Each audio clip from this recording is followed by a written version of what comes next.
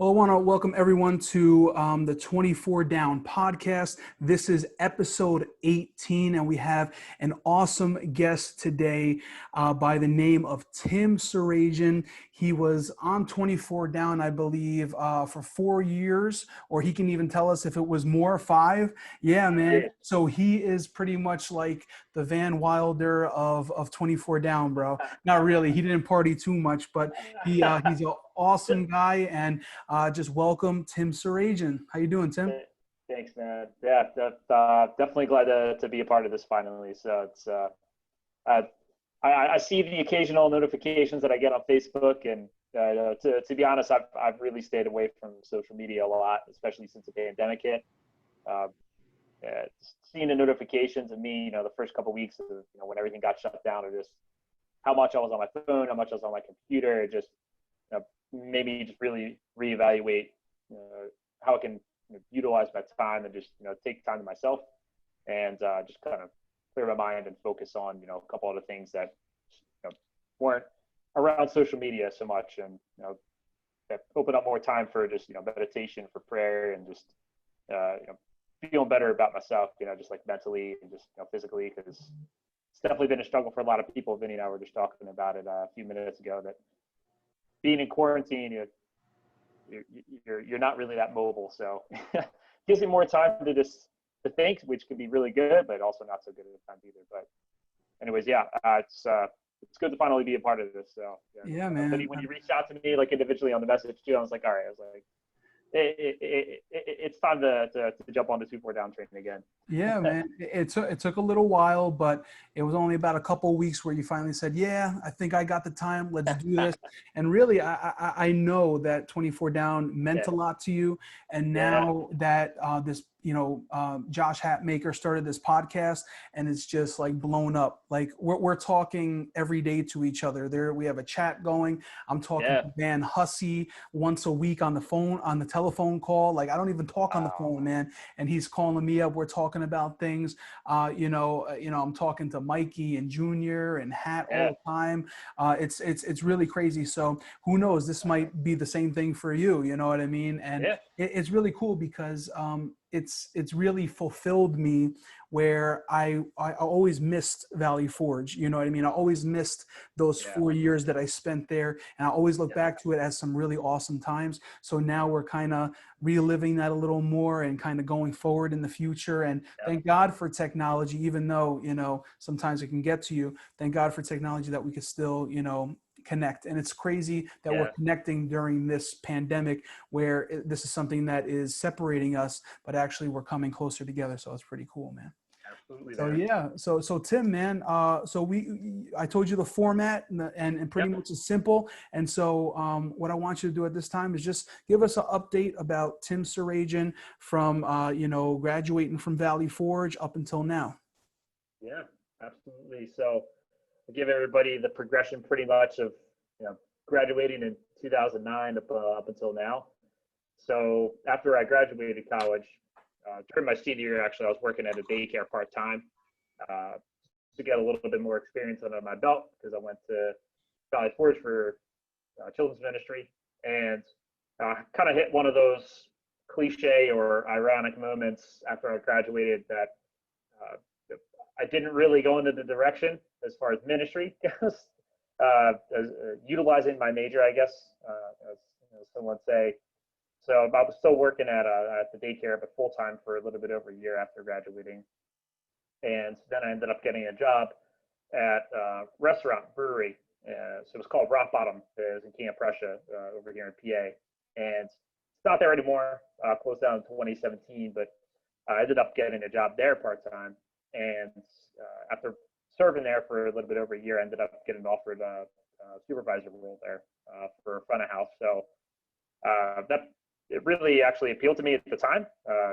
Being able to get business management experience under my belt. That's not something I really had before, but it was definitely an industry that that was able to utilize kind of more like my relationship management skills. I've always been a people person. Definitely have an introverted side, but at the end of the day, I just love building relationships with people. So I ended up doing that full time at Rock Bottom for a couple of years, and then I got offered a job at Shake Shack. So back in 2013, this was, and this is when Shake Shack was really starting to get bigger. So, Vinny, I'm sure you know about Shake Shack, especially because they originated in New York. So, but Yeah. they're opening up. Yeah, sorry, go ahead. Yeah, I was gonna say, yeah, I do know about that, and I know all of this up until about Shake Shack because that's when we were still Yes, talking. I came down to yes, PA, we had some enchiladas or something like that, burritos. yeah, Yeah, I man. remember that. Yeah. Yes, yeah, yeah. So I was at Shake Shack for about a year, and that was something that I'm glad that I went through because I mean I love the people that I work with there. Great company, but it was more just like the nature of the industry that really started to run me down. I was like physically and emotionally. I was hired with a management team of 4 people, including myself, to open up the first Shake Shack location in the Philly suburbs, and it was the second location to be in PA. And we had help from a lot of people from other locations, but I mean, for the first like 3-4 months, I was working like 75, 80 hours a week on minimum, and it just burnt me out after a while. So, again, I'm glad I went through it because it really helped me to manage my time effectively. But there's only so much time that you have when you're working over 80 hours a week. But it just wasn't really for me in the long run, and it's not really how I want to live my life long term. So after that, I ended up just getting a couple other smaller jobs while I was looking for something more just that would be an actual career move for me. And I ended up actually getting a job at Vanguard. So they're over here. Their headquarters are in Malvern, which is like 15 minutes from where we went to school. So a lot of people know about Vanguard, but long story short, for those who don't, they're just an investment management company. They have a couple different locations, throughout the United States, but they're really good company. And I was there for 5 years. I did tech support for about 3 years, and then for about 2 years, I was a team leader in one of their tech support groups. So after doing that, towards the tail end of my 5th year there, company actually went through a really large restructure. Started in the beginning of 2019, and the restructure completely changed some of the groups that were there in a company. About half of the company was shifted around, just because they were just moving a lot of people around, getting rid of some organizations, putting some new ones in there. And my group was one of the ones that were affected by that, not necessarily in a bad way, but my group was a really good mix of just IT support, but also building relationships with clients every day. And the way that the new group was going to be structured was to be 100% behind the scenes IT, just pretty much tied behind your desk the whole time, and not really. I know I wouldn't have been happy, doing that specific kind of job. Have to have some type of people interaction. So, but it was a tough decision, but I ended up, stepping down from my position for that, and I ended up actually doing recruiting for a little while. It was a job that I was actually considering while I was at Vanguard. Built a lot of relationships in the human resources group there, but this wasn't a position that opened up really in time for me to make that transition over to the new group if I were to stay at the company. And really what it came down to was I didn't want to sacrifice doing something that I know I was going to be happy doing just for the sake of staying at the same company. So maybe for the first couple of months I would have been okay, but after that, not going to be happy what you do. It's going to show. You're not going to be happy with yourself then at that point. So I didn't want to put myself in that position or anybody else, that was on my team. So I ended up finding a recruiting firm outside of the company that I worked for about a year, and nice group of guys, but it just kind of wasn't for me either. They recruited for the electric utility and oil and gas industry, so a lot of like engineering based positions, and it wasn't the restaurant industry, but I was still working a pretty sporadic schedule, and it could be a job that has a lot of reward to it, but at the same time you're grinding a lot. You're working 11, 12-hour days, just basically trying to get people on the phone and trying to get the best possible candidates for a position. And it can be very competitive too. And I like a challenge, I like competition, but when it comes to working 12-hour days and you're not seeing any kind of reward from that for a long time, but that starts to take a toll on you too. So that made me start to look for other things. I'm like, well, the next step that I really have to make really is for the long haul for me. Vanguard was a really, really good stepping stone for about 5 years, and this recruiting job was kind of like my in between. So I wanted to make sure that the next decision I make is really truly for my career. So took a little while. I was job searching during the quarantine, so it was very, very tough. I'm sure that just with the employment rate, it's how sporadic that's been. Since the pandemic hit, that made job searches a lot harder because people have a lot more time to look for jobs, or they don't have jobs. So luckily, I was blessed to not be in that position where I didn't get laid off or anything like that. But it was still scary. There's that unknown because everything is remote now. So, but I really kept that in prayer.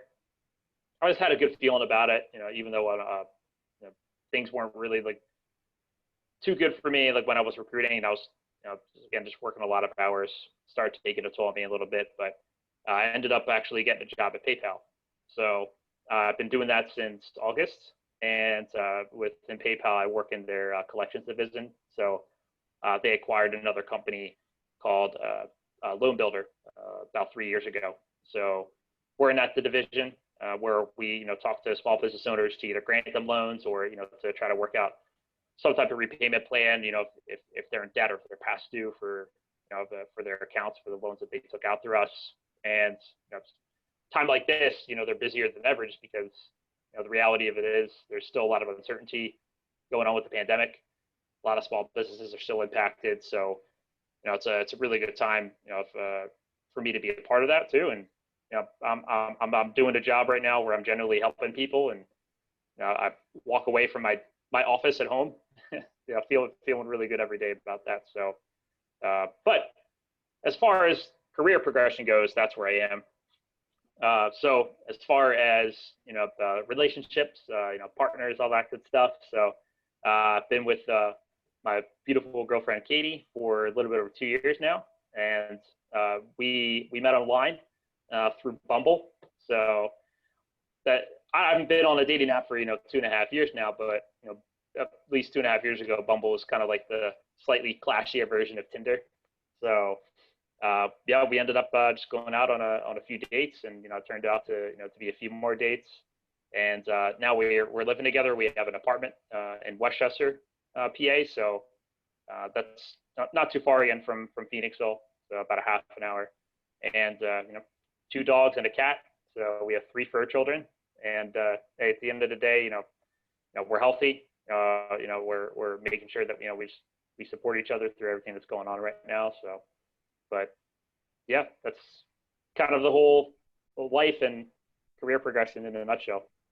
That's awesome, man. Yeah, man. Yeah. I mean, I remember, like I said, coming down there and, having lunch with you and everything. And that was probably the last time we saw each other, was when we had. That was like 5-6 years ago, man. Yeah. Yeah, those burritos. And I remember you were telling me about Shake Shack and everything, and how you were just being like your schedule was crazy and stuff. And either you left, I think you at that point you left or something like that. But yeah, man, that's crazy stuff. Yeah, man, I'm happy you're doing good, man. I'm happy you got a girlfriend, bro, and it looks like a serious girlfriend. And there's a joke going on and one of the chats that we have with 24 Down, because a couple people have kind of tried to reach out to you about the episode, about getting on the podcast.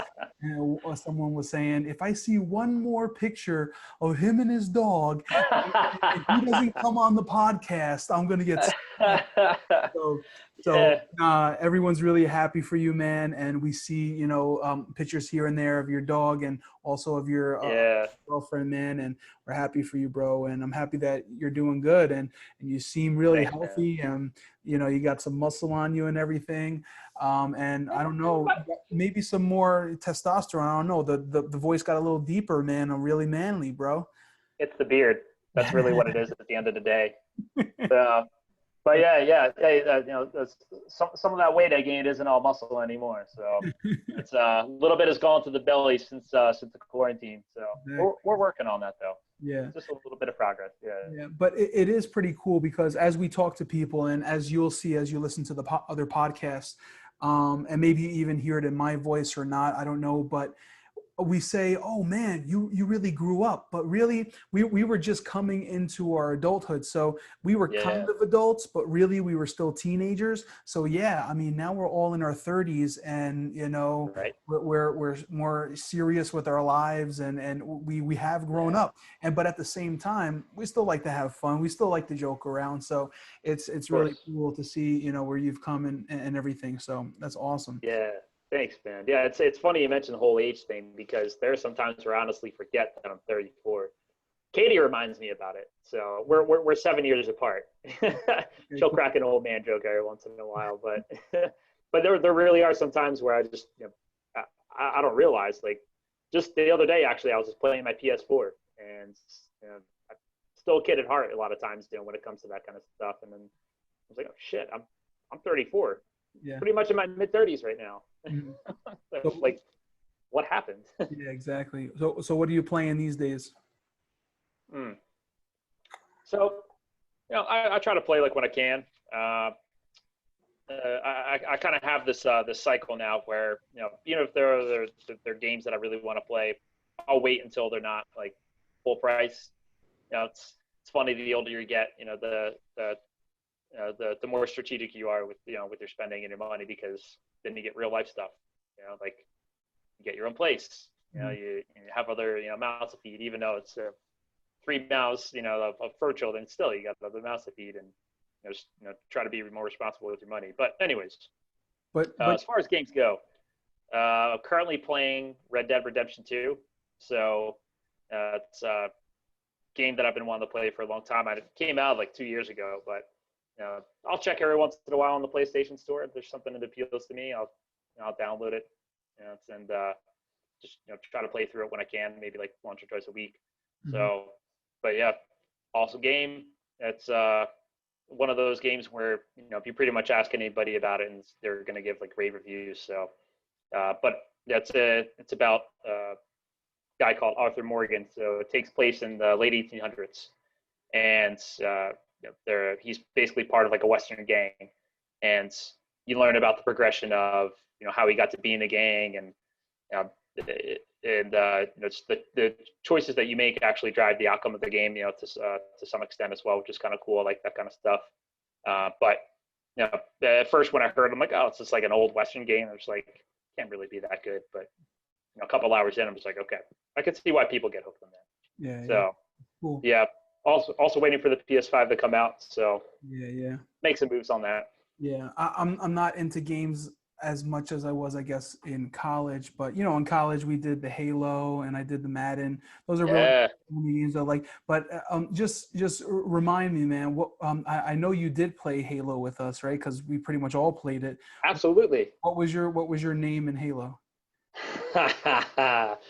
Oh, how could I forget that?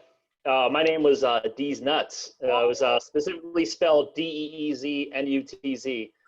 Yeah. And what's really funny and very ironic, I actually have Halo down written on a list of topics here. Nice, nice. But I actually just downloaded this one game on my iPhone. It's called Among Us. Yeah. So it's just this old school looking, like kind of like murder mystery game, but like on a spaceship. And yeah, it's actually a really really fun game to play with like people. You can play with up to 10 people at a time. Like you can create like a private game and just like invite other people.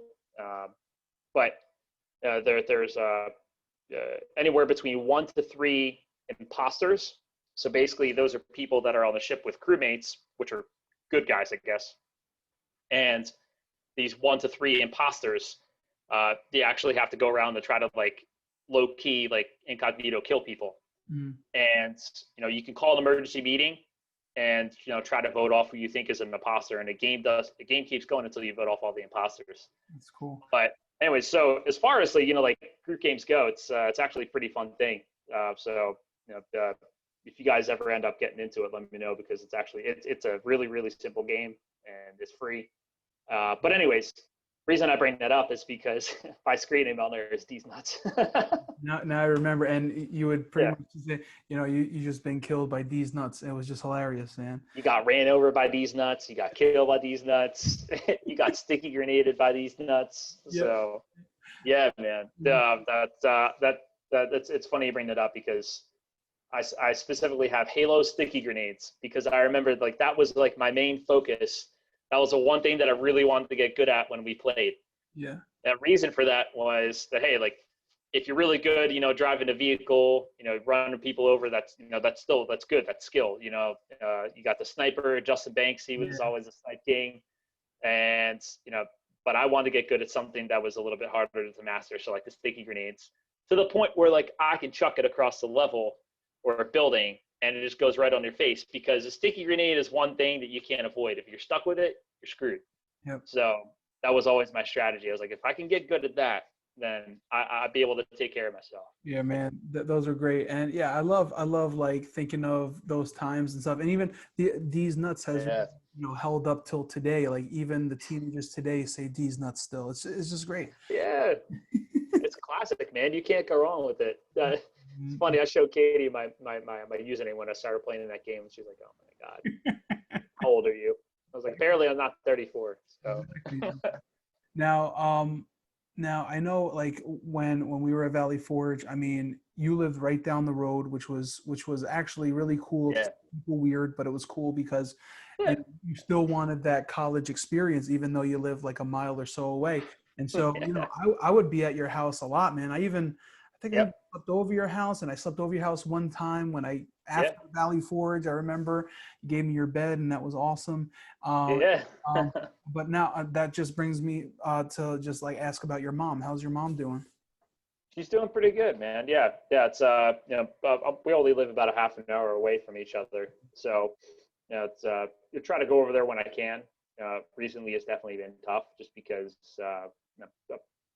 talking to Vinny a couple of weeks ago when we were getting this podcast set up, but I have 2 slip discs in my lower back, so my L5 and my S1 specifically, and it's just trying to limit the amount that I drive, the amount that really I walk, which is kind of tough, because trying to get some type of activity going, but it's definitely been difficult. So again, the past couple of months have been a little bit tough in visiting each other. I pretty much go over there. Like, she doesn't really come over here, but we still keep in touch. Whether it be phone call or text or FaceTime, every once in a while. And but at the end of the day, I mean, if she ever truly needs my help, I'm going to be there for her. She's my mom. So awesome. Yeah. And I remember she would always stay really healthy and eat really healthy things, and trampoline and everything. And then, what I heard a couple of years ago? I heard that jumping on a trampoline is actually one of maybe the best exercise for cardio. And then I remembered your mom. She had that little trampoline, and she would be going on it. We'd be watching TV, and like, what's your mom doing, man? Because I never seen that. But now I know it's like the best exercise. Yeah, that sounds like her. I gotta give respect to her though. She she definitely takes good care of herself. She's always been cognizant of that stuff. And hey, that I wasn't really cognizant of that throughout most of my teen years, and most of college. But after that, it really started to kick in. To start taking care of myself. So anywhere from sleep to nutrition to to working out. So it's it's important that it all adds up. And I feel it even more right now, even if I eat like shit for a couple of days. So exactly, man. So you ready to get into some of the questions from the Absolutely. All right, cool, man. So our first set of questions, and like I said before, we were discussing, we'll probably be about an hour and a half. So whenever it's coming to like 10:30, whenever it is, just let me know. All good, man. So our first set of questions is from Carl Wolf, aka Wolfie, and he asks, "What's your dog's name and how'd you choose it?" And you said you had 2 dogs or 2 cats? We have 2 dogs and 1 cat. Right. Just let's go through all 3 of them. Go ahead. Absolutely. Yep. So my dog is Goose, and he's actually a special guest. So actually, let me detach my charger. Got him right there. for everybody to see. Beautiful. Goose, say hi. Don't let that cute face fool you. He may seem really tired right now, but he is a big old positive ball of energy and a sweetheart. But how I got the name of Goose, and it's always something that Katie and I kind of laugh at. So Katie volunteers at a rescue for dogs and cats. They're called All Four Paws. They're actually right over here in Malvern, very close to where I used to work at a Vanguard. And when Katie and I started dating, I had met her dog Maverick, and Maverick is a golden retriever chow mix. And after we were dating, I started volunteering every once in a while as well at the rescue. And when I was in Phoenixville, still living by myself, I had my own apartment. It was a pretty small apartment, but my landlords are great people, but they didn't permit pets. So I was pretty determined to once I moved to a bigger place, and once I was at a place that allowed pets, and I really wanted to get a dog. I really missed having a dog. We always grew up having a dog around our family. So I moved to a bigger place. Lived in Downingtown for a little while, and it was for a little bit over a year. And it was like 3 weeks after I moved, and I got asked to foster for a dog for a few days. And for fostering, you're basically just temporarily watching a dog, giving them just a nice home to stay in for a few days, maybe a few weeks, until the dog gets adopted. And that's when I got this goofball, and he was the one that I was fostering. Mm-hmm. And it was the first dog that I was asked to foster for volunteering, and I ended up foster failing. So that's what we call it. Mm-hmm. And just after spending a few days with this dude, like I just fell in love, man. He's just, even from day one, like a lot of times, like when dogs, they come from rescues, they can be very scared, very timid.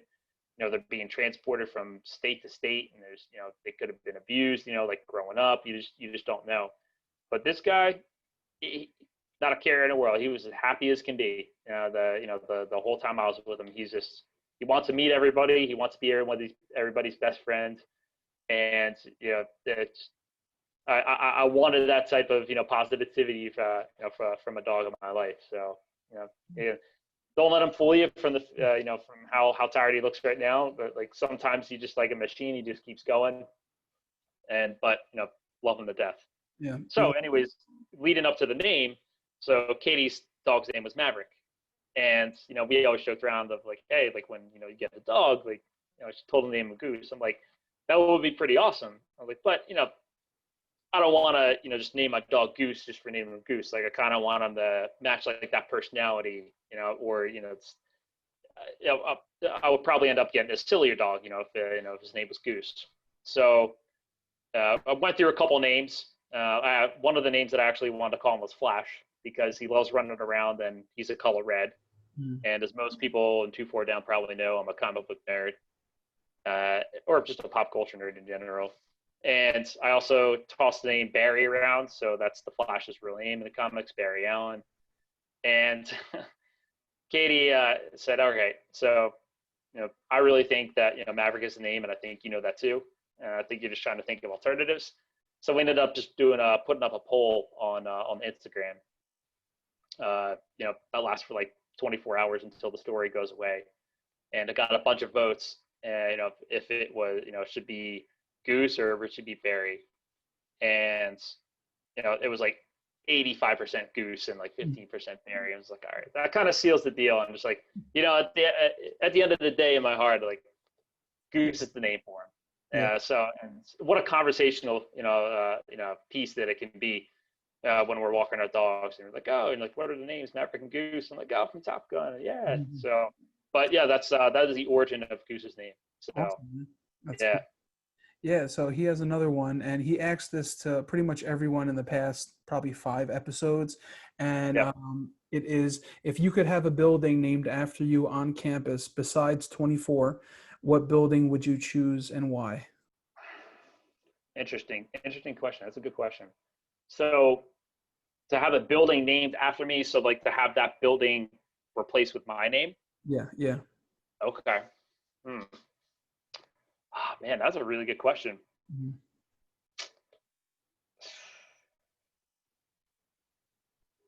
See, I'm trying to think of the ones that actually had names, not just numbers when we were there. Because Mhm. from how I understand it, it's completely different now. Like they don't have numbers for, I think, for the buildings anymore. Mhm. Let's see. I'm trying to think of what was the name of the chapel?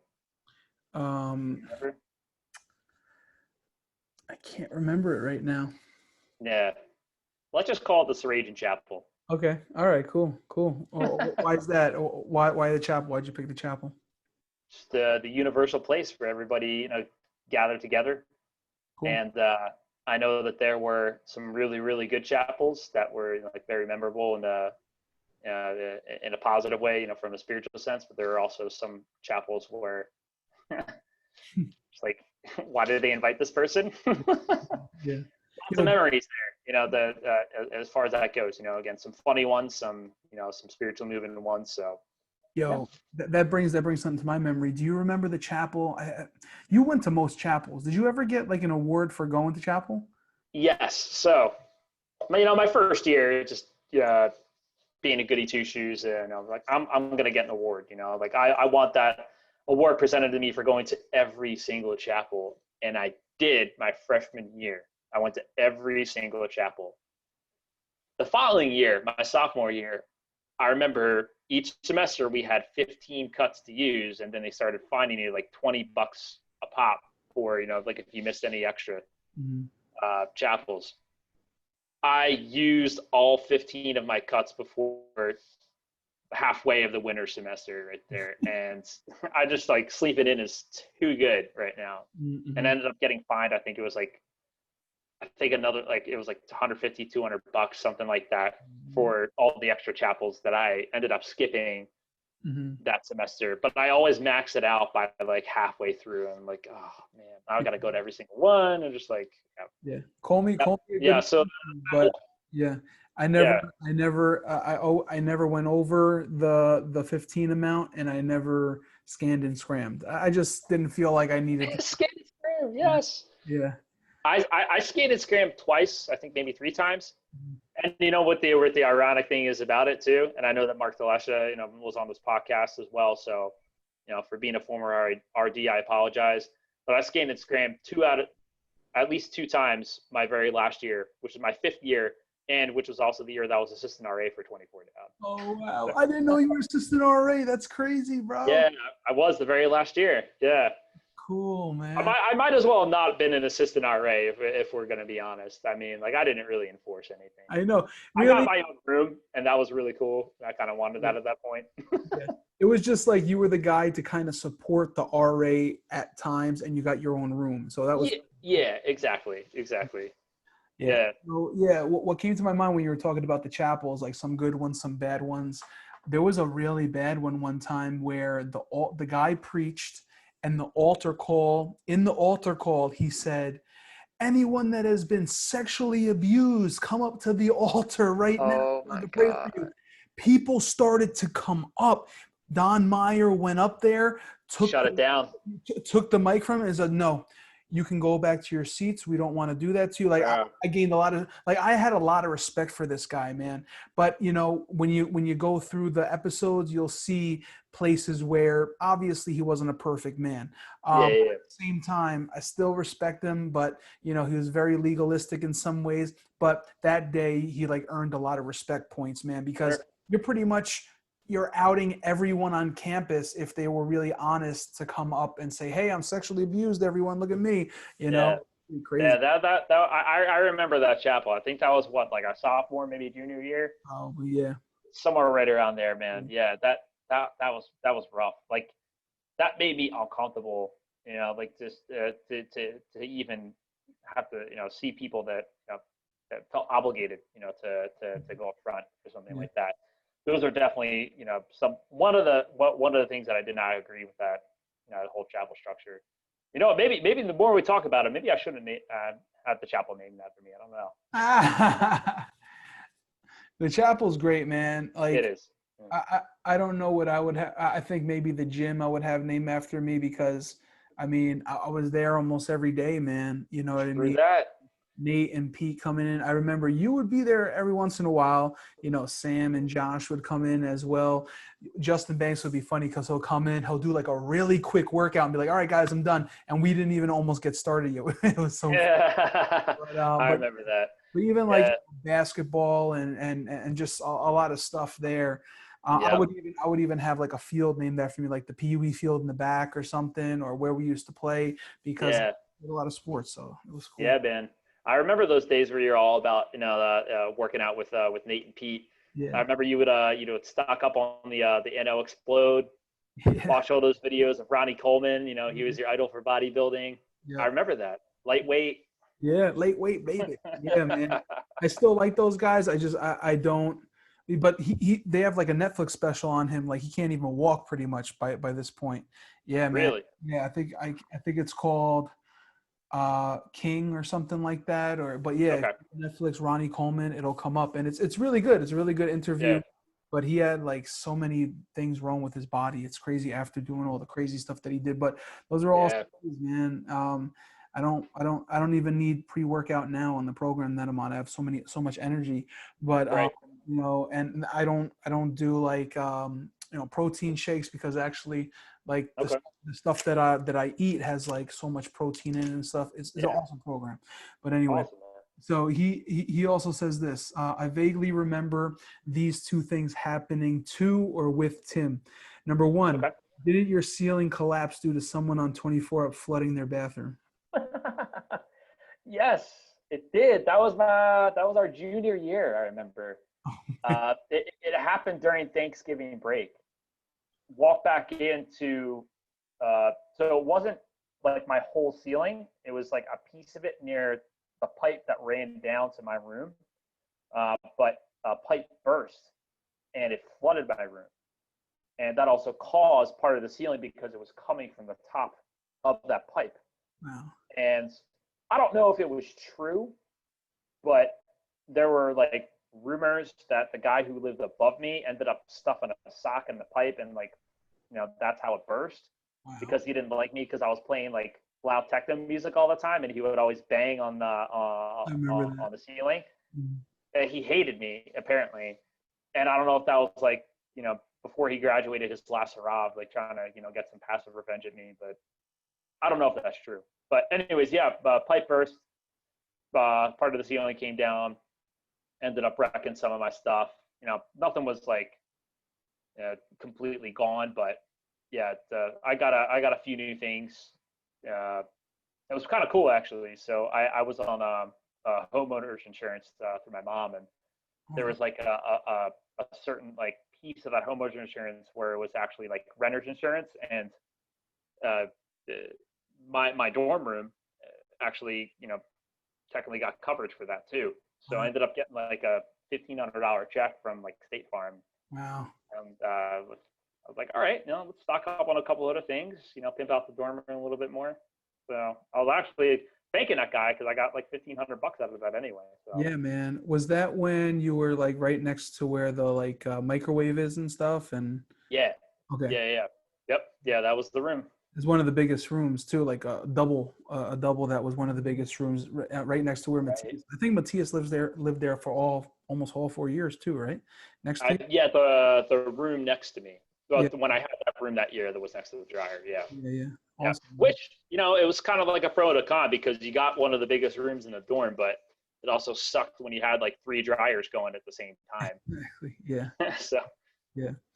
The next thing he says is, "Do you have an audio library of fart recordings?" not an audio library, but I remember that freshman year we made a CD of that, and I'm pretty sure that I have that somewhere still, It's funny. where we literally spent one night just pass around a microphone and just letting it rip. Yeah, So, man. yeah, yeah. Looking back on that, that's extremely unsanitary, and I know we're all handling that microphone and we're literally just shoving it up each other's asses. But you know, That's it funny. is what it is. Yeah. Yeah, I'm sure. I'm sure that CD is somewhere. Like I have most of my CDs, like still saved from like when I used to burn stuff. You know, like pirate music and all that fun Yeah. stuff. I kind of remember that. Was I on there as well? Do Yeah, you? you were. Okay. Okay. Great. From what I remember, you were there. You were on it. I was on it. Matthias was on it. I'm pretty sure Neil was, and I think a couple other people, but I can't remember. Yo, Yeah. can you believe, bro? I just saw a picture of Neil a couple weeks ago. He's Okay. married and he has a baby. No way. Like, Nice. I just think of him back in school days, man, when he almost died when he was your roommate. Remember that? First, like 2 weeks, he was losing his hair and crap. And Yeah. then he went back home and he got like his water from his creek or something. And that it was like miracle water for him. He was like, yeah, I feel a lot better, guys. Remember, he almost died, it looked like? Yeah. I remember that whole phase, but apparently, if you drink water in Ohio, that's has amazing healing properties. But yeah, he was my roommate freshman year. Yeah, man. Yeah, yeah. How? Him and I used to hang out, quite a bit freshman year, and then, I know he lived down the hall, closer to where Hat was. I remember for like a year or two, and Oh, yeah. um, In the old yeah, Carlos room, in the old Carlos and Dan. yes, Yeah. yes. Remember them our freshman year? Like we pretty much, Hat likes loves to say it, but we were like the OGs. We were like, the original 24 down. It started Yeah, with, man. and Oh, so geez, yeah. yeah, man. And It was so like, yeah, you, me, Matthias, Neil, yeah, Pete.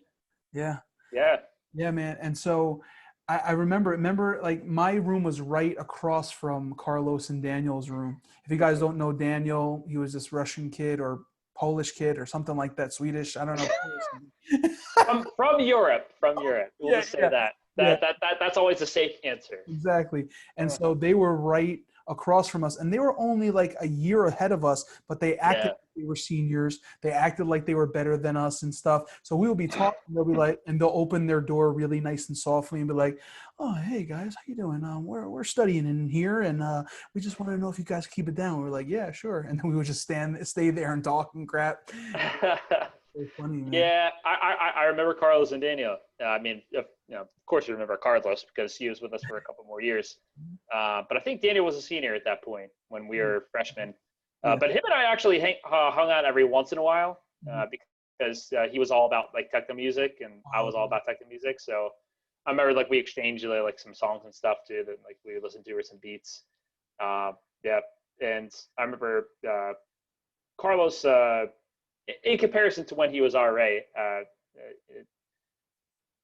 I'm trying to think of a way to say it that's not like taking jabs or anything like that. But yeah, he was definitely different. He was more lenient. I will say that. Mhm. That's a good way to say it because he wasn't RA. He didn't have those responsibilities.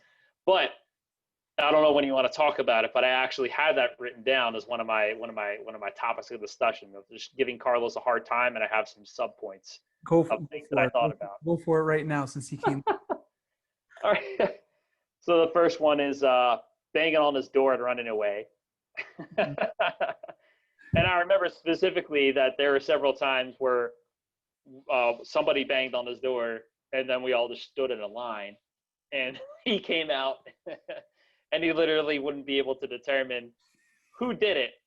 Also on the subcategory of banging on his door, running away, where there were like several people that banged on this door at the same time and everybody just scattered, locked the doors and shut the lights off. And he would actually stand right outside of your room to see if he could actually like hear you moving or laughing or talking. And if he even heard a pin drop, that he would knock on your door. Or I'm pretty sure that he uses key to unlock people's doors a couple of times too, which according to the RA rules, I don't know if that would be permitted, Mhm. but yes, I'm sure you remember that. So Yeah, absolutely. And that has come up in a couple of the episodes because those are just so memorable of everyone just getting together. One time, the Hat says one time I did line everyone up, but I did not say what it was for. It was like, 1 o'clock in the morning. I'm like, yo, come over here, come over here. Let's just line up. And just everyone was just, going along with it, not knowing what was going on. We get in the line. I bang on the door, and then everyone just goes. But you're bringing Yeah. up that we stayed there, and that is really freaky if we really did that. If your memory is We did it correct, once. that is crazy Yeah, that we did that. That we had the we did that balls once. to just stand there. And I think we were probably just all looking forward, not saying anything. Yes, that's what it was. That's what it was exactly. We didn't want to say a word. Like, I mean, how much more epic is it? It's one thing, you know, like when you hear a bunch of people laughing, you know, like, and all right, obviously it was somebody, you know, like, you know, can probably figure out who did it, you know. Mhm.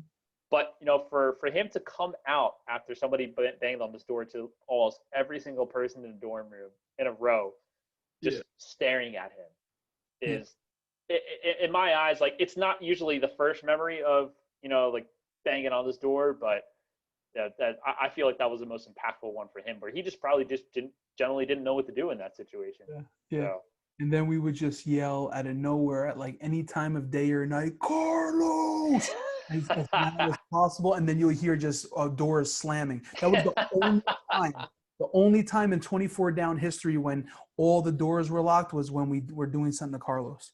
Yep. Yeah. Yep. So I actually have another point of that written down too. So not specifically when we would yell Carlos, but sometimes when we would yell, "It's not quiet hours," and it'd do that at like 10:55 when, you know, quiet hour started at like 11 o'clock. Oh So, my gosh. We and were there were a couple times when we actually went into his room at like 10:58 or 10:59. And like we all just started yelling, "It's not quiet hours," and we were just jumping around. I'm pretty sure you were a part of that too, and yeah, that was one of the videos that we recorded. And I have to try to look for it like in an old flash drive, but I'm pretty sure that like I have it somewhere. Do you yeah, remember what I'm talking about? yeah, exactly, man. Yeah, yeah, I forgot. I totally forgot about that. That was, you know, oh my gosh, like even though I say that was immature, that is just so funny. It's just so funny and stupid. I love it. It's so I know. It's just like how can we raise the bar a little bit more each time of just funny. pissing them off? We So, just got on him, bro. oh man. So I got two more, actually three more, as far as that category goes with Carlos. So this is probably, to me, it's actually probably the funniest one, and the reason is because with how ridiculous it is. But I have written down here specifically having a biblical discussion on how ball tapping is rooted to a form of sin and homosexuality. Yep, yep, yep. So I Yep. remember I wasn't directly a part of that conversation, but I was there listening to it, where I think you were like, you and Mikey and Junior and Hat were like all just like joking around, just like ball tapping each other. And, you know, Carlos caught a glimpse of that. And he actually sat down and he was talking to all of you guys. And I think I was sitting down with there for a little while too, but I kind of just like walked away at some point. And, you know, I remember him, you know, getting out, you know, his Bible and trying to point out like passages in scripture that, you know, basically were connected to that being considered sinful. And I remember it being like a solid half an hour to like 45-minute discussion on just like how crazy this conversation is. Yeah, yeah, man. Oh my You God. remember that? I'm sure you remember that part I too. definitely remember that. Yeah. And I remember just we had like a ball tapping phase, and I'm not sure how long it lasted. Maybe it was a couple days, Yeah. a couple weeks. And you would remember like there were certain people where you just didn't ball tap them just because you knew you shouldn't. But I remember Right. there were like 10 to 20 guys ready to go to chapel with Bibles in hand, and then one guy hits someone in the nuts, and then there's a chain reaction, and then 20 guys are on the floor. You know, it was hilarious, man. What better way to use the Bible than to hit somebody in the nuts, really, if we're being honest. So, I know, man, dude, you're taking me yeah. back to the early days, man. You're taking Yeah. me back to like the first and second year. Remember the first year? And I went over this in my podcast, but remember I was hanging out with Kevin, the really tall guy at first, from Bongiorno for like Yes. Yeah. Yeah. Yeah. And then I actually was like, I started to like hanging out with you guys, and I met you and I met Yeah. the other guys and stuff. Like we were really close, especially that first year, but all the years I Yeah. think we were close. And so, I said to the guy, I was like, I can't hang out with you anymore because I want to hang out with the guys on my floor. And that's when it really started. And then we were Yeah. doing cups of water against the door, knocking on the door, and Oh then the my cup of water. God. Then we graduated to like a whole like bucket of water. Remember that? I think you did a bucket of water in my room. Yeah, that was me. That was me. So it was funny though, because that was freshman year. That was like our freshman year back in freaking 2004. Yeah. And I remember like you and me just went on this wild tangent of just like leaning up, larger cups of water against people's doors, knocking on them, running away, and they would spill over. But I remember specifically that you turned on me and you tried to do it to me. And I think you got me. And I'm like, oh, hell no. I'm like, if that's the way it's going to be, then I'm going to get you back. And that's when I think it was like 2 full mop buckets of water that Henry the janitor would use. Yeah. And not only was that 2 full buckets of water, but it was dirty mop water, at the end of the day, because you're refilling that. Mhm. And I remember that you had to keep your room open for A couple days. like a day or two because they had to hook those those fans up to it too, because your carpet Because was so. it was like a river that came in my friggin' room. I was like, okay, man, I think we're done with this. You got me, man. You were so you were so pissed, as far as I remember at that moment, because But imagine what Tom Fadden was saying. What is this? What is this? Remember that guy? yep. I also remember the party that he had for like getting healed or something like that. Back, right? Yeah, and I remember that he was already suspect, and that you caught him walking completely normal. And when he saw that you saw him, then he started like limping over, claiming that his back was hurting him again. So Yeah. And he got a party out of it. So yeah, exactly. That was so funny. I remember trying to get out of being his roommate, but in a nice way. I was trying to find a good yeah, reason other than I don't like the guy. So yeah, finally, I actually went to go see Joy, I think, one weekend, or I went home one weekend, and I left all my stuff in the room like I usually do. My laptop was there and stuff. And at that point, it was a brand new laptop. I just started college, right? It was our first semester. yeah, And he took my laptop without asking me, and we had cell phones. We had the flip phones back then. He could have called me. And yeah, so he took my laptop to go watch a movie with a girl, and then he brought it back and put it on my desk. And I saw that it wasn't how I had it before. And I remember it was either you or someone else that told me that he used it. And so I used yeah. that as the way to get out of being his roommate the second time. Yeah, That's man. that silver lining right there. Yeah. Yeah, I remember him actually reaching out to me on Facebook, like, I don't know, like 5-6 years ago. Like, he was asking me for money, but it wasn't like directly like, can you like wire money to me? I think it was like said he was doing some kind of like missions or teaching work or something like that. Yeah. And, Same that's here. the last time I heard from him. Same here. He hit me up for Yeah, money a couple times. He yeah. also has a wife with like 4 or 5 kids. And I don't know if he's with them anymore. Well, He was in the military. He was trying to get okay. into ministry. Then he had some like health scares, like cancer or something like that. And Oh I just man. I don't know what to believe with him. You know what I mean? Because this is the guy that told me that he was attracted to me and he was gay the first 2 weeks of school, and then I catch him doing something in his bed at 2 o'clock in the morning. The whole bunk bed is shaking. Do you remember that? I remember you told me that story. Yeah, that Weird. could have been your way out too, right there, man. Oh yeah, man. Absolutely. Yeah. Yeah, So good those old are memories. good segues. If you have another one, keep going, man. But we I do have do. questions, but we can keep going with this. I like You're this. good, man. Yeah. So the last one I have written down for Carlos is the whole paintball match that some of you guys had, and I remember him seeing some of the paint that was still on the wall, and he was being like major suspect, like detective about it, and he was saying that it looks like paint, that it smells like paint. Yeah. Uh, Put it right up to his nose. He was very, very serious about it, and I remember just most people not being able to kind of contain their laughter, that just how serious he was about finding out who did it. But those were fun occasions too, where you guys had the paintball guns and the airsoft guns. I wasn't really a part of that too much. I remember I had Nerf guns. That Yeah. was kind of like the safe way to do it. Mhm. But yeah, the couple times that that Carlos caught you guys doing that too was pretty freaking hilarious. Yeah, man.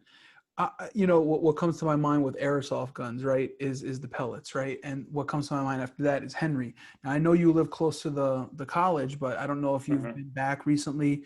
Is Henry still alive? Because he would be an awesome podcast guest, I think. Oh man, that's a special guest right there. Yes, Henry was awesome, man. Yeah, I honestly don't know. Yeah. Yeah, yeah, that's hope he's doing okay. I gotta Um, come down there. I know COVID and stuff, but I gotta come down there, yeah, see you and a couple other guys that live in the area, but also yeah, to go back on campus and just walk around a little bit and reminisce, sure, see if Henry's. The absolutely. last time I went was probably about 4 years ago, and he was Okay, there. He was okay. actually the head of maintenance at the time.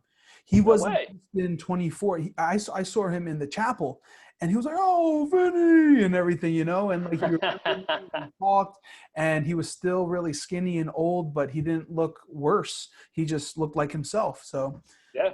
I'm hoping he's Okay. still around. But yeah, he was a good guy. He loved us. Yeah. But we got to him He sometimes. did. Yeah, he did. Yeah, I remember that. Again, yeah, generally a nice guy, but there were some times where you just didn't have all the time in the world to talk to him, Yeah, and yeah, yeah. sometimes That's what he told like us. if you know if you coincidentally came out at the same time that he was cleaning, that you're probably prepared to buckle down for a good hour discussion about something. So Yeah, I yeah, almost forgot about that, but that was it. Like, if you saw him, you either had to go the other way quick, or you had yep, to go back in your room. And yep. and I think Pete would be really nice about talking to him. And so Yes. Pete, Yeah, he was. He was. yeah, I Pete, gotta give credit to Pete for that. Yeah, yeah, yeah. yeah. But I then, remember, like, I was pretty nice about it too, but uh, uh, in complete honesty, usually towards like the last like 10 minutes of the conversation, I would just try to strategically think of what's a good logical reason for me to say that I gotta go. I got class mostly. I got Got class. class. Yeah, yeah, Got to make sure, yeah, exactly. I got to make sure this, I turn this paper in or something like that. I yeah, don't know. yeah, exactly. But one more honorable mention Mhm. about the Carlos topic, and this is when Hat and Junior were living together in the corner dorm, and Junior was on the top bunk, and Junior kept pounding up on the ceiling. Yeah. And Carlos came over and he's like, "What the heck is that?" He's like, "I don't know. I really think it's a pipe on the ceiling." And I remember we legitimately convinced him. Hat and Junior, more specifically, legitimately convinced him that there was something wrong with the plumbing on the ceiling right above Junior. And I remember, surely enough, it was like a couple mornings after that, all the shenanigans happened, that Carlos actually put in a work order for maintenance to come and check it out. And I think like we came back from chapel and like their desks were moving. They were like legitimately inspecting if there was something going on with this pipe that was above the ceiling. All because Junior just found a loose spot in the ceiling and he kept banging on Yep, it. yep. Oh my gosh, that was perfection right Yeah, I there. always remember that because, Hat was even a bigger instigator than we were. He just loved to get under Carlos's skin. And we can't wait to get him on the podcast first so we could say sorry and then just talk about all the stuff we Right. did to him. And I want to Yeah. hear his side. Did he like hate us? Yeah. Was he crying in his room sometimes? Because we did some crazy stuff to him. But yeah, man, it's funny, man. Yeah. So funny. Yeah. But I know you said you have some other questions, but it's Definitely. always good to relive the whole Carlos topic. Yeah, man. Listen, and if any other this is a great podcast already, bro. We've been going for about an hour, and Yeah. we got about another half an hour. But yeah, bring up these memories. This is exactly how this needs to go. It's awesome. Yeah. Matt, Absolutely. yeah, Matt Baldwin has a couple questions for you, Uh, and I don't know if you've seen him recently, but he's like a big time youth pastor, and he's yeah. doing good. So he said, ask him why he tried accusing me of stealing his freaking tea when he knows darn well that I was always polite enough to ask. LOL. Oh my God. Wait. I don't honestly remember accusing him of stealing my tea, but if I did, then I trust you that apparently that I accused you. I am sorry because you're right. You're a nice guy, and from what I always remember, you did ask me for my tea properly, and it was very classy. So That's cool. yeah, I but remember, I remember you would do the it's whole funny. I actually, Tijuana. what was that? I was saying I would remember that you really got into Tijuana from like King of Prussia. Tivana, yeah, dude, I Yeah. was obsessed with that when, man, yeah, I was trying to be bougie about my tea, and I was like, oh, like I want to get the loose leaf stuff that's the best quality, and French press uh, and all that stuff. that's pretty much what it was. Yeah, like I was reading about it like on the internet, and how there's a whole science to properly steeping tea. I became a little bit stingy about it too, probably sometimes. So, for anybody else that I did not give a tea back to, no pun intended, I apologize. These nuts. It's a good question, though. It's a good question. You would always offer me tea, and I'll be like, nah, man, I'm all right, man. I don't think I ever had tea with you. I could see you politely turning that down. I remember you politely turning that down many times. I will teabag you one day. I will teabag you. But I did have the green tea from like the Chinese buffet. I always had that because that's something Yeah, that Walter did. Remember Walter? I He always do. did that, and so like I always do that. Even still today, if I ever go to a Chinese buffet, I'll get the green tea or whatever. Yeah. That guy was so awesome, and then was there for a year, and then just disappeared. Went to Hawaii. Poof. Yeah, it's Hey, crazy. that's right. He did go to Hawaii. That's what he did. Yeah. He became a chef or something, man. Yeah, Yeah. yeah. Yeah. So what other questions we got? Yeah, so Matt Baldwin also says his last question. Also ask him if he gives those sexual back rubs. Yeah, it depends, man. It's only if I'm really in the mood, I guess, right? Yeah. So that's right. On top of the whole tea thing, Yeah. I don't know. I was trying to basically be like some type of like low key hippie, I guess. But I was into I was into tea. I was into like meditation. I was into just anything for like pain relief. So back massages and all that stuff. Yeah. But yeah, when you look back on it now, like yeah, I was just offering back massages to dudes, like around the hallway, and probably not the best first impression, but it was all in good intention. I just love how the memories come back so easily. Yeah, right. Because now I remember you would just come up behind someone and be like, "Hey, man, you want a massage, man?" And you're just. Yeah, that was one of my weirder moments right there. So yeah, that I somehow wiped from my memory, for whatever reason that I was just teabagging people and just giving them back rubs. Yeah, man. So So we that's how got I we did it. got we got questions from Phil Anderson. Do you remember Phil Anderson? I do. Yeah, I believe one of the flag burners. Am I correct? Yeah, I think both of the Anderson brothers were a Yeah, part of the flag exactly. burning crew. And Yeah. so even before we get into his question, I want to bring up when the flag was burnt. The cool thing is I forgot all about this, but the flag was burnt mainly because like 20 or 30 of the 24 down members were out seeing 300. And I Oh yeah, remember me and you, I don't think we went, correct? that's And correct. I and bailed then out. a couple weeks later, I believe, you came home to Yonkers with me. Is this correct? And we saw it together. I think so. Yeah, I think you're right. Yeah, Yeah, yeah, yeah, we yeah, did yeah, yeah. that. Yeah. We made up That, for that right yeah, there. and that's Yeah, when you first right. heard my dad said, Oh, what did my dad used to say that you always used to say? oh yeah. When you so when you get into a little bit of a conundrum with them, you say, "Dad, listen to me." No, Billy, you listen to me. Yeah, yeah, man. So I, that, I, I got to hear that a few times when I lived with you for the month when I did the internship with the church. yeah. That was Those are cool. good times, man. Yeah. Yeah, that was a blast. And I remember yeah. you vacuuming something in the movie theater because we just started like the second service and Oh yeah, that's right. Yeah, that was cool. yeah. Man, that was a super hospitable thing for you and your family to do, man. Like Yeah, man. that actually pops up in mind every once in a while. Yeah, So it I'm was glad fun. you brought that up, man. Yeah, that was Yeah, that was really cool to that was fun, man. to be able to spend that time with you. Yeah, definitely. So Phil Anderson asks, what was your favorite caf food or your worst cafeteria food? Oh, both. Uh, Favorite cafeteria food, worst cafeteria food. yeah. So I'm actually prepared for this one. I have it written down. I saw in the comments of the post of the 24 Down podcast that he wrote this question. So my favorite food from the calf was anything that was individually made from that like stir fry station, where as soon as you walk in, you bear left. Yep, yep. You had to wait a long ass time, but it was worth it Yeah, because those were actually kind of like made to order.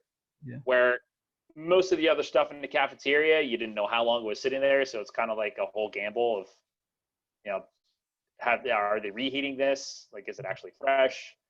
What kind of risk do you take there for your body? Yeah. So, but yeah, definitely that like that station, whether it was like pasta that they made or it's like chicken or rice dishes, like I don't remember specifically, but just that station in general, Mhm. I knew I could usually count that I get, you know, a pretty good meal from there. Mhm. Now on the flip side, the worst food. So this was my last year there, so my 5th year. I remember that they made an announcement that they were coming out with like a late night meal. So like it was like from like 9 to 11 p.m. And I remember everybody was like really hyped about that. And like, oh, cool, like we get to eat later, you know, like especially for people that were working jobs, you know, like after class and they didn't have time to like go to dinner there.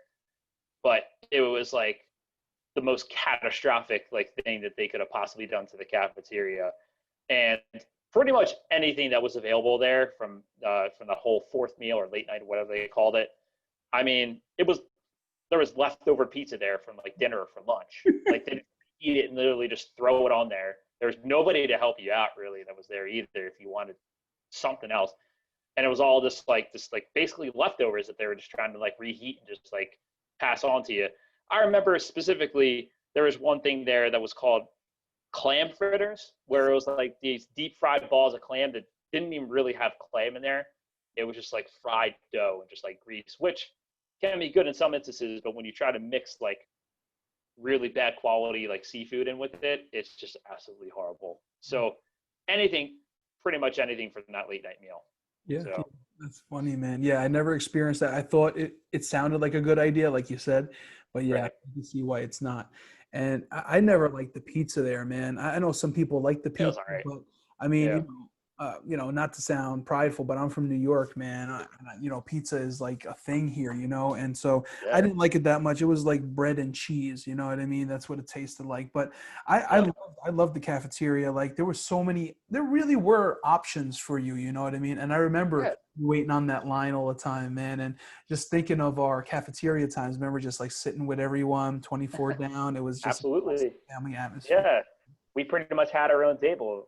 You Yeah. know, that's a lot of people were haters, but you know, at the end of the day, I like to think that they were just kind of jealous of what we had. Yeah, So exactly. He it's has what it another. is. Yeah, he has another question. One last one from him. He said, Yeah, favorite class or professor. yeah. So it's definitely a toss up between Professor Gruber, it's, with all the children's ministry classes, because he was just such a different guy, and I mean that in a good way. Of just Mhm. how he would teach his courses. It a lot of times it didn't feel like I was necessarily taking like a legitimate like college course, and I mean that not in a bad way. Yeah. Just because he made it fun, but like you're actually learning about you know running a ministry, and even though I'm not directly working in like ministry, that those things really carried over to just like my relationship management skills for being a manager in the restaurant business, for helping lead people in that type of industry, and helping lead people in a team at at a finance company. Like it just you know things that I learned from those classes with him, like they definitely pop in my mind when I have like those leadership moments and opportunities with that I've had with my job. So definitely give props to him. And it's also a toss up between him and Professor Brubaker. So he's the man. I'm pretty sure that if you ask just about anybody that that went to BFCC, that Brubaker's going to come up there, amongst the top professors. So he was just such a genuine guy, and it's actually funny.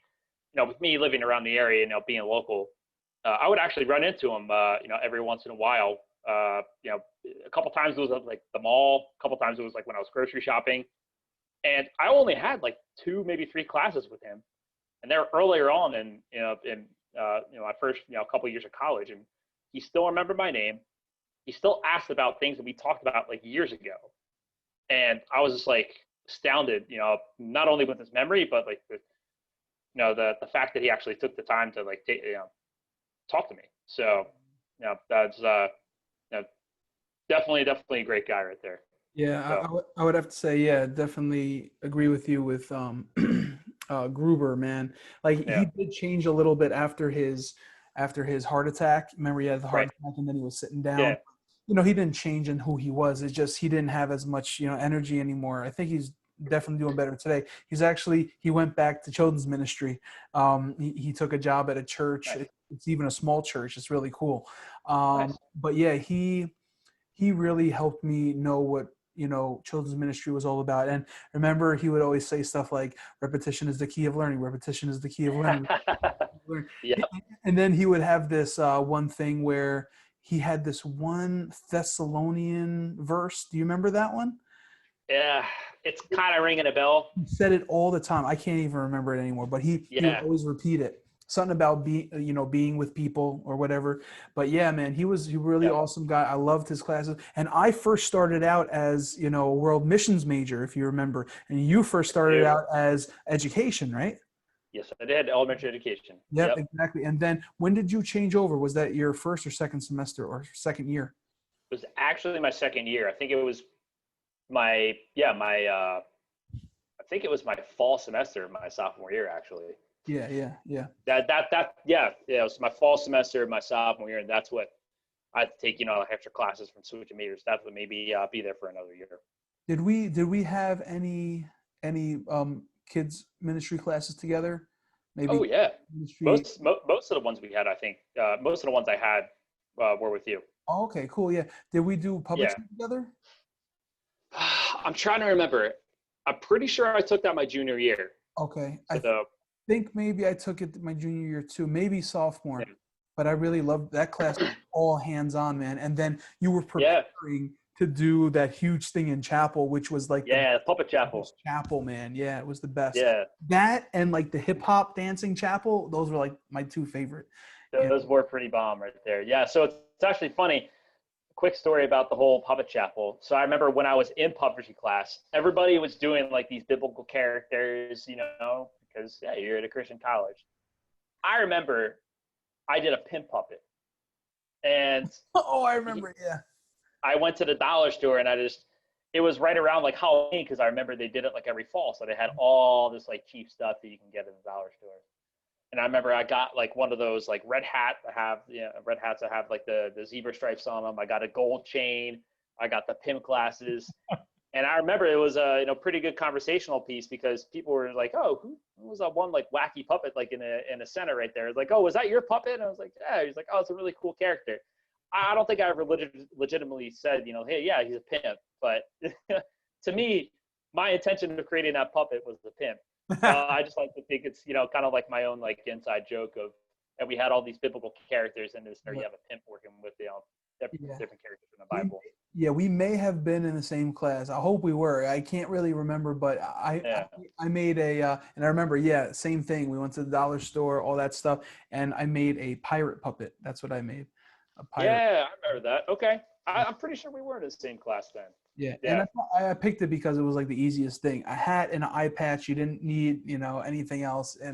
But yeah, I still have that puppet today. I'm pretty sure the pin puppet's still at my mom's house too. I'm gonna have to check that. Yeah, that's Yeah, cool. it might be worth something nowadays. You never Yeah, know. right. Yeah. So Mikey, one half of the Vieira twins. You guys were Yes. close. Yeah.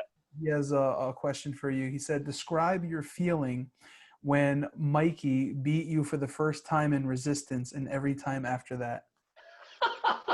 I can't believe I can't believe you brought up that specific memory right there. So I'll say right off the bat that I was pretty pissed, because I would always beat him, and then he beat me for the first time. I pretty much threw a fit about it. Mm. So I legitimately got mad at him, and I remember he got a little bit mad at me too. And then I think after like a few minutes passed by, I was like, yeah, I'm sorry, man. That's So funny. it was like one of those heated moments where like I legitimately got mad at him because I think what was even more of like a hit to me is I remember that that was right after that I sold my PS3 to him, Oh, and that was like not too long after the PS3 came out. So like I kind of got like like tired of playing like all the time, and I just wanted to stop focusing on video games so much for a little while. So I sold it to him, and like right after I sold the PS3 to him, he beat me in it, and then he kept beating me in it too. And yeah, Resistance was one of those first person shooter games. That game launched with like the PS3, I remember too. okay. That was a pretty cool game, but oh man, yeah, he kicked my ass after that. It was like once I sold the PS3 to Yeah. him, I also sold my talent to him as well. So, That's cool. but yeah, that's a very specific but very funny memory. Yeah, so Mikey, some of these will be, yeah. yeah, I'm glad we let bygones be bygones right there. Yeah. So Matthias has the next set of questions. He says, have you been able to destroy anyone on Dance Dance Revolution lately? uh, yeah, that's going to be a solid no. However, I will say it's been a very long time since I've been like gung ho about playing DDR. But it's funny after I actually not too long after Katie and I started dating. There is a mini pinball arcade Mhm. that's right around the corner from where she used to work, Yeah. and she went there for like it's like part of like our company's like holiday like party or like for some people on our team, and like it came up in conversation at some point like when we were out on our first like few dates that I used to play DDR and she used to actually play sometimes too. Oh, wow. And we both have a competitive side to us. And she's like, oh, like we should go and play DDR. It's like actually a cool little spot. So I mean, it had to have been like at least like 4 or 5 years since I even last played DDR. Mhm. Like, and I still had it. I was still able to do like the heavy mode or the hard mode or whatever it's called, and my legs hurt a lot more by the end of the time that I played, but like I still had it. Kind of like like riding a bike. So now I haven't like owned anybody in DDR. That Yeah. was the last time that I played, and that was like 2 years ago. Yeah. So I remember, I think you even had like the home edition where you had the pad, didn't you? dude, I was serious about the pad, man. Like if you bought the game You like would straight up, hold on to the bunk bed in back of you, like the yeah, bar, right? Yeah, I remember that. dude, my feet were moving so fast that like if I didn't hold on to the bed, I would have like propelled out of the freaking dorm room. But no, I was like serious about that back then too. So like when you bought like the original game, it came with like a dance pad, but the dance pad was like really crappy. It was just basically it's like this piece of plastic and like it was like really flimsy. I remember I spent like $100, which is like $1,000 to like any other normal person when you have a college student to like real life ratio. Yeah. And it had like these like really thick foam inserts that were like at least a couple inches thick, and it was like the best thing that you can get that was like closest to like playing the arcade. Wow. And that's what I had. I remember for a while when I was in college, and I was like dead serious about it. So, but those days are long gone. But I'll tell you though, if I didn't have like my back injury right now, that I've actually considered getting like DDR again, just for the sake of like having some other form of cardio to play like while you're quarantining. Yeah, I started playing. I whipped out the Nintendo Wii that I bought probably in my first or second year of marriage before we Yeah, had kids, and it was fun having it and stuff. And it was like the first system where you can like move around and do stuff, and it's had yeah, a sensor. So we whipped ours out because I was looking for another toy in the garage, but I found that, whipped it out. My kids are 8 and 6. My youngest one is 2. She's not playing it, but my 8 and 6 year old, we're having a yeah. blast. We're doing Just Dance and all this stuff, and Nice. really cool, man. But I want to just stop here real quick Yeah, to just let you know of a special announcement. Brr, brr, brr, brr, brr, okay, so pretty much What do we got? we just talked about DDR. We actually have a new product, and we actually have a store. It's called storefrontier.com/24down. We just introduced the Studio shirt last week. We had Samsung on, and we have the Studio shirt. But this week, I am going to share my screen, and this is the brand new shirt that we have, and it is the Uh, 24 DDR shirt. All right. So you can get this on storefrontier.com/24down. It's a beautiful yeah, shirt. It's in honor of Tim Sarajan. So, for real, man, we just made this today. So it's there. I love it. You can also get your 24 down shirt, your 24 down podcast shirt, and your 24 down studio shirt. How do you feel about that, man? I'm feeling pretty on fire right now, man. I had actually messaged me not too long before we started the podcast tonight, and he actually sent me a picture of this too, and it was like, dude, that shirt's fire. I'm not gonna lie, that's it brings back some good memories right there. So, but I mean, after the whole podcast, I'm just saying, I think we need to make another shirt, in honor of me, that has like a little tea bag hanging down too. So Oh yeah. See, I forgot your name, bro. And I'm so glad that we Timmy talked tea about bag, yeah, Timmy it's tea bag. that Yep. but also D's nuts, man. Just the whole nut thing, you know what I mean? Um, Yeah. so we do have more questions, and I know we're getting close to the time where you wanted to, Yeah. but whenever you're willing to, keep going or stop, we can definitely do that. We have, Yeah. You're good, a man. couple more from Matthias, some from Francis, from Andrew, and Yeah. so yeah. And then what I want to also do is I just want to give you the floor to kind of share any other memories. So let's say, and what we'll also tell everyone is that we don't plan on having you just one time on the podcast. This is episode 18, the Tim episode part 1. So we would love, in the next couple months to have a part 2, and I'll save Yeah. the questions that we didn't get to, and there'll probably be even more because of this episode. But this episode has been amazing so far. So let's finish up Matthias's, and then I'll give you the floor to share any other memories that you want to share. Sound cool? Sounds good, man. Awesome. Yeah. So, Absolutely. so yeah, Matthias also has 2 more. He says, "Are you still hitting the gym, or have you given up on your dream to be Mr. Universe or Mr. Yeah. Well, as of right now, giving up on that dream. So, telling Vinny right before the podcast started, and when you and I were messaging back and forth a couple weeks ago. So, recently found out that I have 2 slip discs in my lower back. I think I mentioned at the beginning of the podcast anyway. But yeah, that's kind of hindered me from being able to do my usual fitness routine, and just the whole quarantine before that too. I was struggling, and honestly as well. So for the past 6-7 months now, I'm not training to be Mr. Universe, but I'm definitely just trying to take care of myself as much as I can right now. Not trying to exert too much energy, but still trying to take a walk occasionally. Just get the blood flowing. But the key is to make sure that I rest. Go into physical therapy, so I'm doing that for a solid like 6 weeks. But on the right track to recovering. So once that happens, and sky's the limit, I'll probably train for Mr. Universe again. Awesome, man. That's cool. His Yeah. third one is, how did you learn to be so clean?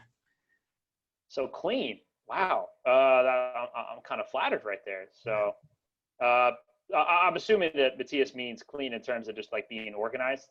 Organized. Yeah, I Clean remember. room, or just like my beard. Clean room, and also yourself, man. I mean, you had the Jimmy Neutron look before, but now you're kind of looking like Lex Luthor. You know what I'm saying? I took a turn, man. No, but as far as cleanliness, like for organization goes, I mean, I've always been that way. For me, it's for the most part, it's relaxing for me to be in a clean room. So like if I am around an environment where like a lot needs to be done or a lot needs to be cleaned, it continuously just like cycles in my mind of like, oh, I have to do this, I have to do this, and that part kind of gives me anxiety. But if I know that everything's clean, then it's very relaxing to me. I've pretty much always been that way, even for the most part, like when I was living in 24 down. Mm-hmm. Uh, as far as just neatness with me goes, I've always liked to try to take good care of myself, and especially going back to the whole quarantine thing, just with working out less, especially now. I just even was talking to Katie about this, a few weeks ago. Of just, I pretty much trim up my beard, every day. I shave the head every other day. I just, I don't really dress up like suit and tie or anything like that, but I still like to make sure that I'm like fairly presentable, even like when I work at my desk in my apartment, and like those things are important to me too, because staying neat that way kind of makes me feel good about myself, even though I'm not able to like work out hard or anything like that right now for the time being. So making sure that I keep up the par with that stuff is relaxing to me in a sense too. Awesome, man. That's great. Yeah. I do want to stop here with the questions, but I do want to let you know who did kind of reach out and ask you questions, and we'll get to this on part 2 of your episode. And just to let Sure. you know, I think this is probably the first time that we didn't get through the questions because there's so much for you, because we love you, man. But Thanks, man. much love from Francis, Andrew, Tom Rizzo, Colleen has some as well, and Nice. uh, Junior has a couple also. And I do want to read this one from Josh Hatmaker, because I Yeah, mean, he's the founder of the podcast, you know what I mean? So, of course. and he wanted to say this to you. Tim, you were always a good sport when we would give you a hard time or prank you, the garbage at the door, in parentheses. And I believe part of what made everyone of us love you is that you could take the jokes and the pranks and then give it right back. I love how loyal I love how loyal you were to everyone on the floor, and despite the fact that you were a live by the rules kind of guy, you still found ways to have fun with everyone. Know that we all miss you a lot, man, and hope things are going well. Awesome. Awesome to see you so happy with your girl. And let us know if you need us to invade the wedding and put a special 24 down twist on. Yes, I'll take you up on that offer. Yeah, and Hat, I'm sure he'll listen to this podcast at some point. But yeah, thanks for saying that, man. Definitely means a lot, and I know that comes not only from Hat, but from you, Vinny, and from everybody else in 2-4 down. It's there's a reason why like I not only stayed in 2-4 down for all 5 years, but just stayed on campus in general. And as you brought up, like, yeah, I lived a couple miles away, but honestly, even after just like that 1 year of us, just kind of like you said, like building that foundation, like the OGs of 2-4 down, and just how that continued to be built upon, and just people gradually just became closer together and closer together. Like I didn't care if I was 2 miles or 2,000 miles away. Like that was something I just wanted to make sure that I was always a part of. Awesome, man. Yeah. So, So what I'm going to do now is I'm going to give you the floor to just share any other stories or memories that maybe you've prepared or have come to your head. And, whenever we're done, we're done, but I'll give it over to you real quick. yeah, thank you. So yeah, I'm actually just going to bring up one other subject before the end of this part 1 of the podcast together. And it was actually the very first thing that I wrote down on my list here. And it's only 2 words, and yet it's going to bring up, I know, a lot of conversation in probably future podcasts. And that is icy hot. Yeah. Yes, man. So as you know, we did have Samsung on last week, and we did talk about, we actually played the video for him just so he could see it again. Oh. Yeah, man. So there's YouTube versions of this too, is for you to know, and everyone else Yes. that you could see. That's why I'm recording this video and audio, so we have both. But Yeah. I'm telling you, man, it was funny. He even said it was funny. You got Rick with no shirt on and everything, and just laughing, and you got me, Justin, and Sam, all just touching our nuts and everything. But then fast forward, I don't know how long after that it was. Are you also talking about like the bathroom icy hot times as well? I'm talking. So that's a very good follow-up question. When I originally wrote that down, I was referring to when everybody was in the bathroom and they all did it like together, or it was like everybody was in the bathroom, but I think it was like 8 or 10 of us that like actually did it, like Yeah, put yeah, the icy hot on our nuts. yeah. And but there's also when you guys trick Samsung Mhm. to do it by himself, and you guys put lotion on instead. Yeah. And I remember, I think Hat told me that was on the show Pranked on MTV. Like they actually found that on YouTube, and like they reached out to him, which is pretty legit right there. Yeah, yeah. That's pretty crazy. Yeah, Yeah, we, yeah, we talked about it like a couple times on a couple podcasts, and it's just crazy. And even today, I'm kind of proud of it still. Even being a senior pastor, I'm proud of it. I got on MTV dude. Prank, yo. I'm just saying. I remember specifically from when we all did that challenge, because I remember like you and me were a part of it. Wolfie was, John Simmons, Gene, Francis, Hat. I think there were a couple others that were in there too. But I remember that the last one standing were, I think, me, Hat, and John Simmons. Wow. And I'm pretty sure you were one of the first people to go down. I was one of the If I people remember correctly. with my clothes on. I went in the shower, opened up my drawers, and let water go down all over me. It was just crazy. Yep. Yeah. I remember. Yeah, I remember. I'm pretty sure I have that video on the flash drive somewhere too. Oh, And please, yeah, please, you got to share it, man. We won't let it get out into the public, but we'll definitely keep it private in the 24 down world. Yeah, man. yeah. Something else that's coming to my remembrance. I think you were part of this. Let me know if you Okay. were. We would have like shower parties. Were you ever part of a shower party? So yeah, I'll admit yes. When you just bring up the word shower parties again, that's one of those things when we're in college, we're just being goofy and stupid. But if you go up to somebody and say, hey, like, have you ever had a shower party before? It just sounds so wrong. Yeah. But yes, I was part of that, where we would literally each be in individual showers, not together, Yeah. in one shower. And I remember we just had like just chuck anything that we possibly could at each other and just like completely wreck the bathroom. And Harry probably hated us in those moments. Yeah. Morning. We're talking about we're flinging shampoo, we're flinging Yep. soap at each other. Our clothing and towels are like all over the floor, soaked. I don't know who it was. I can't remember who it was. Maybe it was you. I don't remember, but someone got out and just slipped and was naked on the floor. That wasn't me, but It was. whoever it was, I hope they're okay. But that sounds pretty freaking hilarious, I right there. think Neil came with us one time. Neil Monster. I can't remember the other person though. Yeah. So this is the last reminiscence I'll bring up before the end of part one. So it's on the subject of showers. I think it was my very last year, so it was like the fifth year, and some of the people from 2-4 Down were already gone. I know that you weren't there, like Pete and like Nate. I think Rizzo, but I remember that we would try to prank each other with, if somebody was in the shower, you dump a big ass bucket of cold water on them. Yeah. Overhead. And I remember I wanted to get Mikey so bad because I hadn't been able to get him yet. I remember I told Hat earlier that day, I'm like, yo, I really want to get Mikey. I was like, will you help me out? And just, make sure you tell me like when he's in the shower and like when, like when's like the optimal time to take advantage of this, so I can finally get him. So he's like, yeah, sure.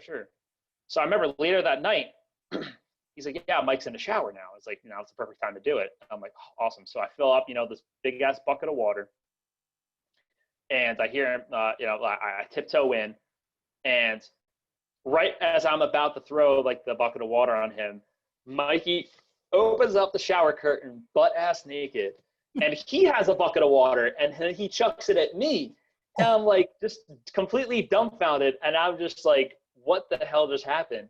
And then I put 2 and 2 together. I was like, I was freaking double crossed. Yeah. And Mikey's just, out there in the open, just butt naked, just laughing his ass off, literally.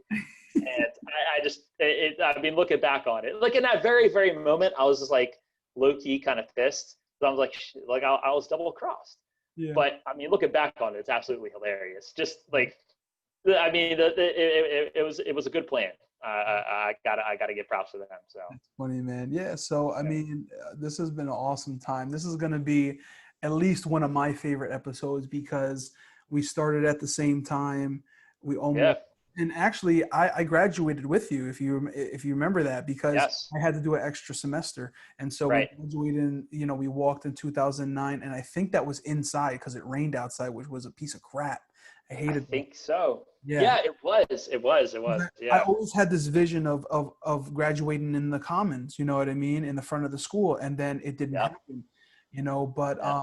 yeah, I don't want to go on anymore. What I do want to say is this: I want to extend a an apology to you because I remember, I think it was going into our junior year, we were planning, sophomores, we were planning to room together.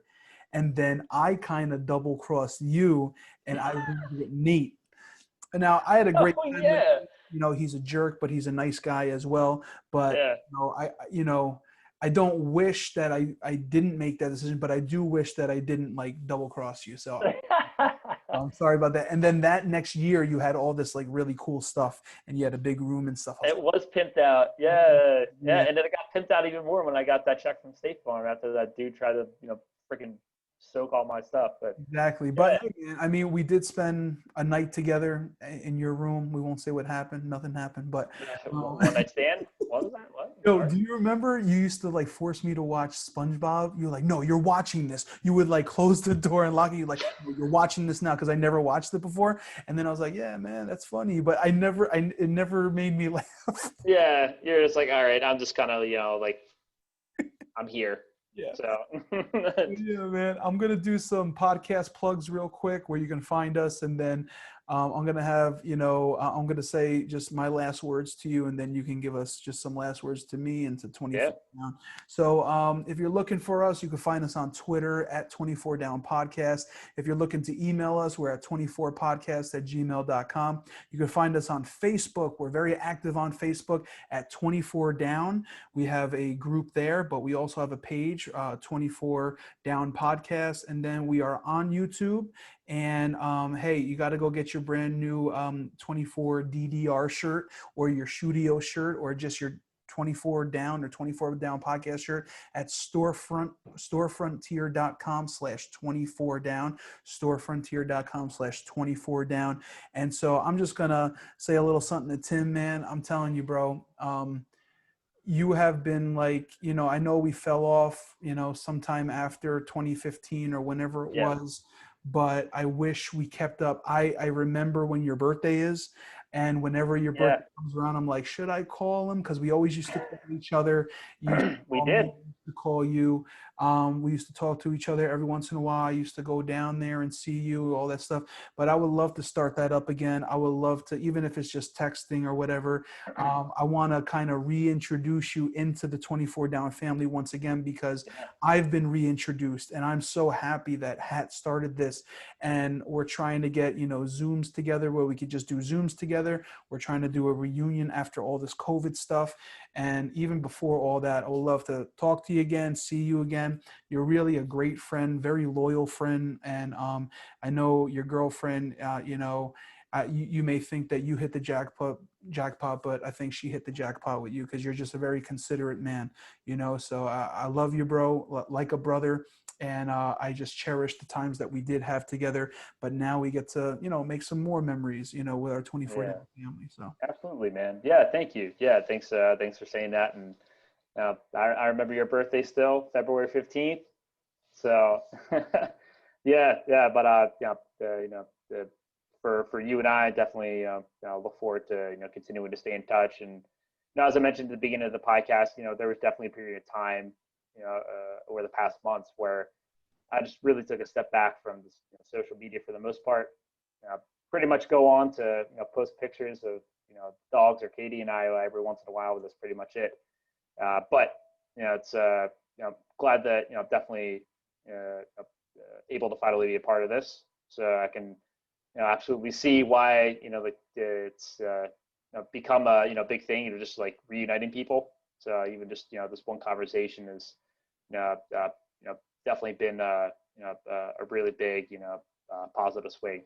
So and especially at a time like this when there's so much uncertainty still that's going on in the world. We don't know how long we're still, going to be tied down to just staying at home and, just being restricted from 100% of our normal lives. And, I think that's all given us a chance to kind of reevaluate the people that are most important in our lives, no matter if it's, somebody that we talk to every day or, people that we lost touch with. So again, just, thanks for reaching out to me. And, it's definitely looking forward to listening to some of the podcasts and, to coming back for part 2. Absolutely, man. That was well said. Thanks for saying those things. And Yeah. if you don't stop hanging out with those twins, I'm going to tell your girlfriend. Nah. Oh, snap. What? No. These nuts. Yeah. There it is. But Thank you so much, Tim. And thank you so much for listening to the 24 Down podcast. We will be back next week with another episode. And I hope you enjoyed it. All right. God bless. See you. Thanks, guys. Later. All right.